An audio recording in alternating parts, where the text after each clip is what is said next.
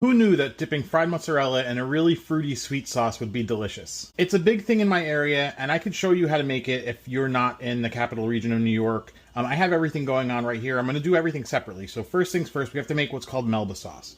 What that is a raspberry sauce. So I have here, a pint of raspberries. I'm going to throw it in my pan. Very easy. This is a very simple one to put together. You could also buy this sauce jarred, and it's more like a jelly. I got a half cup of sugar, about a teaspoon of rice vinegar, and I'm going to start with like a tablespoon of water. Kind of get it going. And you want to heat that over medium heat. And you kind of just want enough liquid to get this going because the raspberries are going to release a little bit of juice as these cook. And you want to get the sugar dissolved nicely into that as this comes up to a boil.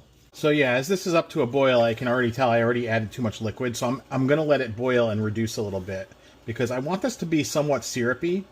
And there is a little bit of pectin inside of the berries that's going to thicken it up as it cools. But this is definitely a little bit too much water. I probably should have left it at just the vinegar, but I got a little overzealous with that extra tablespoon of water. Honestly, though, if you look at the amount of liquid in here, it's probably more contributed from the fact that there's so much from the raspberries. So omit the water when you do this. But you can also let it reduce. You do want this to boil for a few minutes to help break down that pectin. So as this bubbles away, I'll tell you, the inspiration for this Melba sauce is actually one of my favorite places in the area that's now gone, Scoobers. They had the best fried mozzarella with raspberry, and I've done a couple of videos on it on the channel here. Their Melba sauce is not like the typical kind of really, really goopy jelly that you get in most places, which is very good, don't get me wrong. Theirs is definitely like singing with fresh raspberry, and it's definitely more watery, but it's still sweet. So that's what I always try to make. I'm not saying that I'm giving you their secrets because I don't know their secrets, but this is my closest approximation to what they used to make. This is just about finished up, so I'm going to kill the heat on that, and I'm going to put it in a Pyrex dish, and I put it onto something that can give you a little contrast so you can see what it's going to look like, and that's essentially what it is.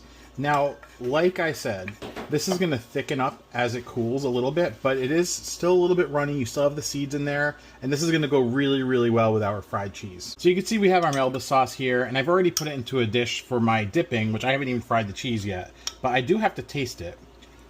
And, okay, it's got a little more sweetness than the Scoobers, I remember, but it's also nice and tangy because we added a little bit of vinegar to that.